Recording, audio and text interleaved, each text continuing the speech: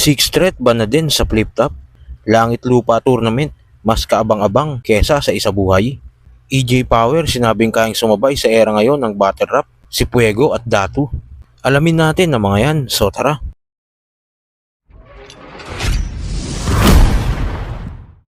...2023 ang huling battle ni Sixth Threat sa flip top.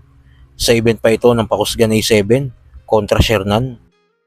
Minsan na ako nakipagbanggaan sa mga rapper para tong kultura natin makaraos. Ako sumalo ng bala, magpasalamat ka pa nga, boss. Tinira yung labis na autotune, mumble rap, nabawasan na nga halos, nakakatawang Bisaya pa yung nagsasabi na magtagalog kayo ng maayos.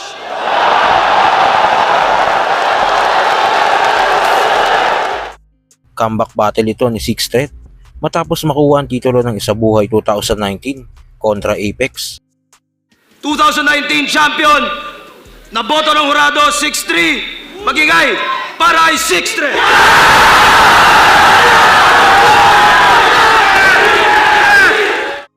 Matapos nga ang laban niya kay Shernan, February ng 2024, nang sumali si Sixth Threat sa tournament ng Matira Mayaman, kung saan halos lahat ng kasali ay champion. Umabot hanggang final si Sixth Threat sa nasabing torneo.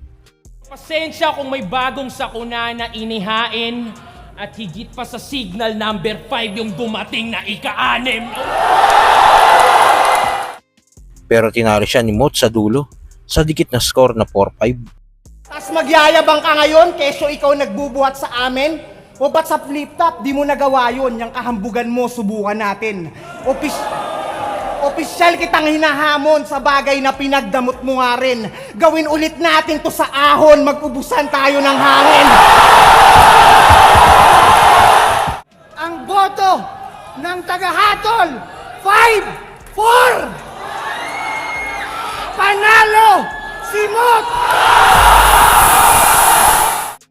Lumaban pa siya sa Taiwan sa friendly battle nila ni M-Site. Sige na! 2x2 champion tryouts, achievements mo plenty, pero bakit hanggang ngayon 19 pa rin yung likers mo sa FB? Minsan 5, 10, bakit ganyan bro?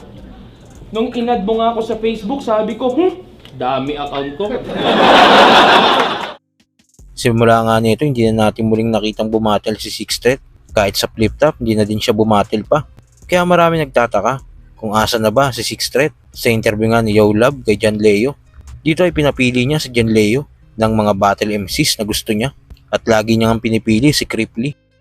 K-Ram or Cripply? Cripply. So, Cripply ako dito. Cripply or M-Site? Dapat Cripply ako, Cripply. Cripply or Sinyo? Repa. Cripply din ako. Cripply or Range? Saan? Doon ako kay Cripply pa din. At nang itanong na ni Yo Love kung Sixth Threat ba o Cripply, sinabi ni John Leo na baka magalit daw sa kanya si Enigma pag pinili niya si Sixth Threat. At dagdag pa nito na PSP na daw si ST. Cripply or Sixth Threat? Sixth Threat, bawal ako dyan kasi PSP na yan eh. Lagot ako kay-aring yan, so Cripply. Tingin nyo may problema din ba si Enigma at ST? Kaya magtatatlong taon nang hindi bumabattle si ST sa flip top? Anong palagay nyo dito mga kuys? Ban na din ba si Sixth Threat? Sa kabilang balita naman, 3 upload na nga ang nilalabas ng flip top na mula sa Langit Lupa Tournament.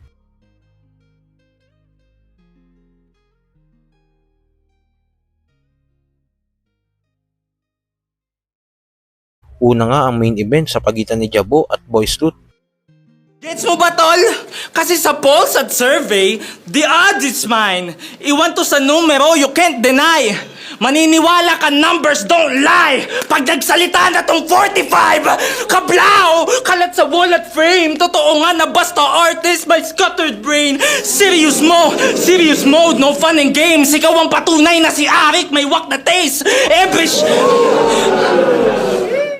Kaso kaharap mo ngayon sa game, may di na same ang guhit. Tinapat ka sa sundalo na may aim na sure hit. Safe sa underground ng train. Kaso ang lane ay nasa main at low speed. Magsapin may magpipenetrate at pain na ang concept. Dibitin pag na-maintain na kay insane na movement. Kahit gano'ng kabilis ay aabutin at sa iyong brain. No, ukit kasi kung ikaw ang bullet train, ako ang taga Mindanao na mas na train sa bullet. Pangalawang upload, Ibar vs Sisik, na sinabi pa ni M-Site na ito ang battle of the night para sa kanya. Yang pangalan mong may typo, sakin butata pa. Matik bulagta ka, mga balang autocorrect na sa typo tumatama.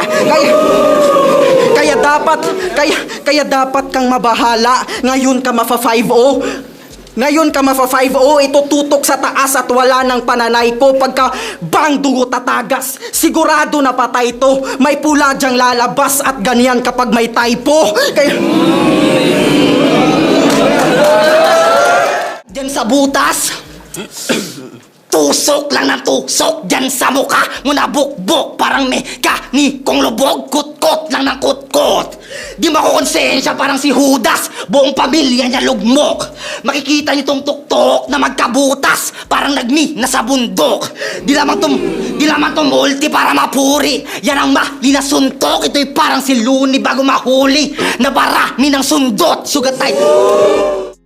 At ang huli itong kagabi lang, Didel na mula sa Liga ng Trono sa Oro. Liga ito na mula sa Cagayan de Oro kontra kay Kulas na mula sa Bataan Rap Conquer na pinamumunuan ni Sardeo. Nung March 7, pumunta to ng Rap Lines, bumatel. At doon siya minaltrato. Tapos last year, dumayo ng malayo papunta Pulo just to, once again, spoiler alert, magpatalo. Abagago, kahit nalibutin mo lahat ng ligat entablado, mag-joyride sa aeroplano, para kang DDS na pinikitaan ng credible source, wala ring magbabago. Kaya baon tong tarantado. Ito'y balitang panghalip, barilang kalakip, dali niyang nahagip ng tinggang kapalit. Di ko po sinasadyang makilka at sa halip. Ito'y pamamalimos lamang ng badyaw sa kuripot, mali ng kalabit. Ito ang unang sargo ng gabi na yon. At kita kahit si Enigma at ang mga tao ay kitang nalakasan sa unang laban ng Green Assault 17. Green Assault 17. Una laban na gabi, mag-iayos pang beses para kay Didel at kay Kulas. At mag-iayos pang beses kung nagustuhan niya yung laban na yun. Solid parehas. Sa mga comment section nga ng battle ng Langit Lupa, may mga nababasa tayo na mas kaabang-abang pa daw ang tournament na ito kesa sa isa buhay. At sa huling balita, dalawa nga sa OG ng flip-top noon ay si Fuego at Datu. Isa nga sa tumatak na battle ni Datu ay yung battle niya kay Camel Toe. Samantalang si Fuego, isa sa tumatak niya na battle ay yung battle niya kay Batas. Lalo yung round 1 niya. Timeless na may tuturing yun. At kung may pangontra ka sa mahay ka ni Abra at nalusot ka sa liriko ni Delo, kahit magtawag ka ng bumbero, wala kang takas sa apoy ni Fuego. Sa video nga ni EJ Power, dito sinabi niya na na-excite siya na makita kung anong magiging estilo ni Datu kung active pa din siya ngayon sa battle rap. At kay Fuego naman, tiin daw ni EJ Power, kayang sumabay ni Fuego sa panahon ngayon dahil noon pa man advanced na yung estilo niya. Marami nagtatanong kung ano kaya ba ni Datu sumabay ngayon sa era ngayon. Pero kasi ang forte ni Datu, freestyle. Na curious ako kung yung gagamitin niyang material sa battle, sulat. Ano kaya magiging style ni Datu? Yun yung doon ako curious. Ito si Fuego tangina. Eto si Fuego, marami nagsasabi ahead of their time yung niya, yung style niya, which is agree ako doon dahil ewan ko, gumagamit na siya ng ng mga nung panahon na yun gumagamit na siya ng mga elements ng battle rap na ginagamit na ngayon ng mga mga current MCs ngayon. So kayo ba mga quiz para sa inyo? Tingin nyo kaya talagang sumabay ngayon ni Fuego kung active pa siya? At tingin nyo, ban na kaya talaga si ST sa flip top? Kung ano naman ang saloobin mo, comment mo lang sa baba na mapag-usapan natin yan. So yun lang, God bless.